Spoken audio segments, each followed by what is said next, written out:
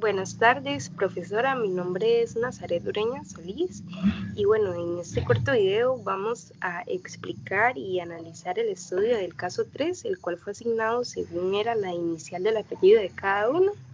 Bueno, en la elaboración del ejercicio y en la explicación como tal, vamos a hablar de la reacción de halogenación de un alcano en presencia de luz. Además, se va a analizar los diferentes aspectos de la reacción, por ejemplo, la identificación de los tipos de carbonos, la estructura del producto, el mecanismo de reacción y entre otras cosas. Bueno, previo a iniciar con la elaboración del ejercicio, es importante hablar sobre los compuestos ópticamente activos. Bueno, reconocemos como un compuesto ópticamente activo a un compuesto que tiene al menos un centro quiral, es decir, un carbono que tiene 4 sustituyentes diferentes, lo que le permite presentar isometría óptica. Los isómeros ópticos pueden tener propiedades distintas, es decir, ya sean aplicaciones industriales, médicas y alimentarias.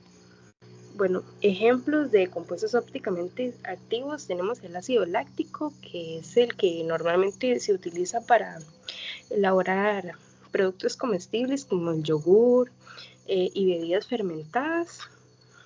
El ácido láctico, bueno, aquí podemos observar su estructura. Bueno, según su clasificación isométrica, tiene un carbono quiral. Aquí se puede observar en ambos casos. Bueno, como se mencionaba anteriormente, el ácido láctico se usa más que todo en la industria alimentaria porque es un conservante natural que se puede utilizar, valga la redundancia, para preservar alimentos tales como el yogur y bebidas fermentadas. Otro ejemplo de compuestos ópticamente activos tenemos el limoneno. El limoneno, bueno, aquí observamos su estructura, al igual que el ácido láctico, también tiene una molécula que presenta un carbono quiral. En esta se evidencia un poquito más, vemos que está rodeado de varios carbonos. El limoneno, bueno, como la misma palabra lo menciona, proviene como del limón, por así decirlo. Tiene un aroma cítrico y se usa en la industria alimentaria, también para elaborar perfumes, incluso productos de limpieza por su aroma. Como el tercer compuesto ópticamente activo tenemos la talidomina. Esta, bueno, podemos observar su estructura, es un poquito más compleja. Esta se utiliza en la industria médica porque tiene propiedades sedantes y antiinflamatorias y se usa también en el tratamiento de mieloma múltiple e incluso de lepra. Ok, ya una vez mencionado esto, podemos iniciar con la elaboración del caso 3. Primero, hay que identificar la sustancia inicial. Bueno, para empezar observamos la estructura de la molécula. La sustancia que se nos proporciona es un alcano ramificado. En él podemos señalar todos sus compuestos. La cadena principal, la más larga, tiene 6 carbonos, es decir, es un hexano. Bueno, en la posición 3 de la cadena se puede encontrar un grupo etilo. En la posición 4 hay un grupo metilo. Y bueno, si hacemos la correcta unificación del nombre, según sea su posición, tenemos un 3-etil-4-melixano, que bueno, no lo escribí aquí, pero más adelante lo vamos a ver. Seguidamente sigue la identificación de carbonos secundarios y terciarios. Bueno, en la estructura, como mencionamos anteriormente, es un 3-etil-4-metilhexano. Es fácil identificar los diferentes tipos de carbono.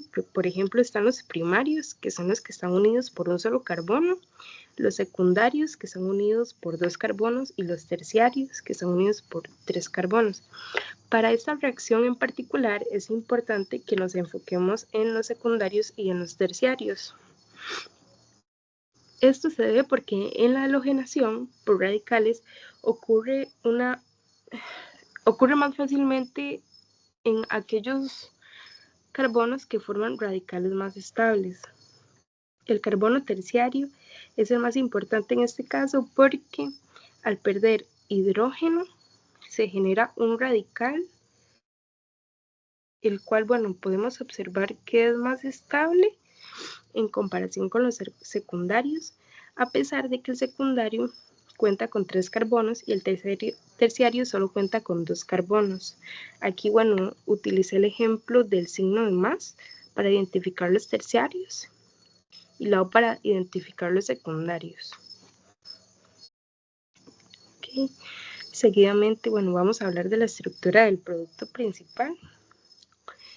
En este caso, es importante mencionar que cuando sometemos la molécula a una reacción de luz ultravioleta y de cloro, el cloro se une al carbono y permite la reacción de un radical mucho más estable. En este caso, el carbono es un terciario que es el más favorecido, por lo que el cloro en este caso sustituiría el hidrógeno y tomaría este nombre, que sería 3-cloro, 3-etil, 4-metilhexano, como lo evidencié aquí en la presentación. Ok, una vez explicado eso, podemos hablar del producto mayoritario. Ok, ¿por qué podemos decir que este es el producto mayoritario? En las reacciones de los halógenos por radicales libres, los radicales más estables son los que se determinan a partir de la distribución de los productos. En el orden de las reacciones del producto mayoritario hay como una regla de 3, por así decirlo, que es primero se toma el radical terciario, seguidamente el secundario y por último el primario. Okay. El radical terciario es el más estable debido a la dispersión de la carga provocada por los grupos alquilovecinos, lo que disminuye su energía y lo que hace más propenso a formarse. Es por esta razón que el cloro sustituye el hidrógeno en el carbono terciario y no en otro, generando el producto mayoritario. Como se podía observar anteriormente, esta es la razón. Okay. Seguidamente vemos un ejemplo de un producto minoritario, que sería un 2-cloro, 3-etil, 4-metilhexano. Bueno, aunque la sustitución del carbono terciario es la más favorecida, no es la única posibilidad y eso lo podemos observar en esta estructura. También se pueden formar productos en los que el cloro sustituye el hidrógeno. En un carbono también se puede ver en menor cantidad. Estos productos minoritarios se generan porque, aunque son menos estables, los radicales secundarios también pueden formarse en pequeñas proporciones durante la reacción. Entonces, ese sería el ejemplo del producto minoritario. Seguidamente sigue como la parte más compleja, que es el mecanismo de la reacción. Bueno, en todo mecanismo de reacción existen 3 fases: la iniciación, la propagación y la terminación. Todo este mecanismo de reacción ocurre a través de la halogenación por radicales libres. Ok, en la iniciación podemos observar que se rompe la molécula de cloro. Esto aquí, como se señala aquí, es por la reacción que se dio a partir de la luz ultravioleta. Esto formó 2 radicales de cloro. Y bueno, estos radicales de cloro son muy importantes porque al inicio de la propagación se observan como parte del mecanismo. Seguidamente sigue la propagación.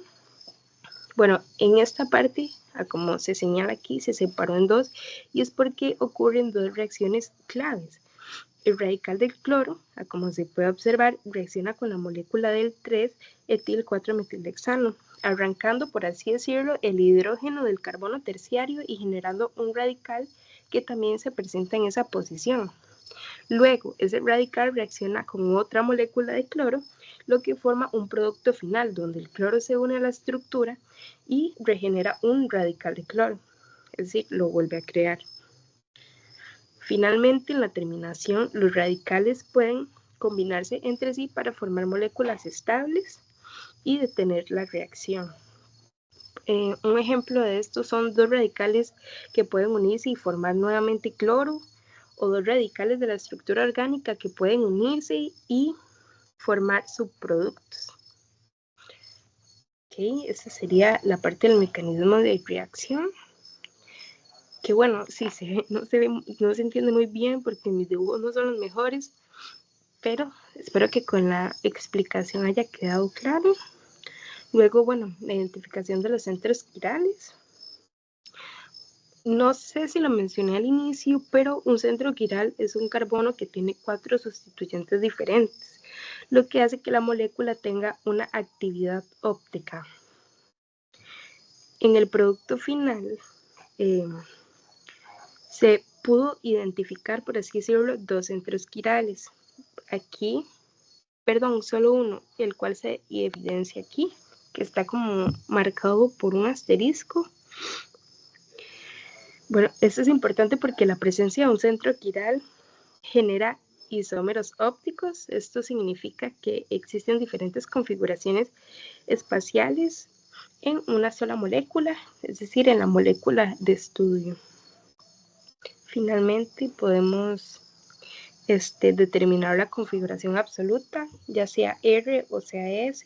Bueno, en los centros quirales, para poder determinarlos, si tienen configuración R o configuración S, es muy importante seguir las reglas de Kahn y Gombrich, no sé si lo pronuncié bien, pero para esto es necesario asignar primeramente a los estudiantes según sea su número atómico, luego se colocan en un grupo de menor prioridad a mayor prioridad para tenerlos, por así decirlo, en una parte posterior.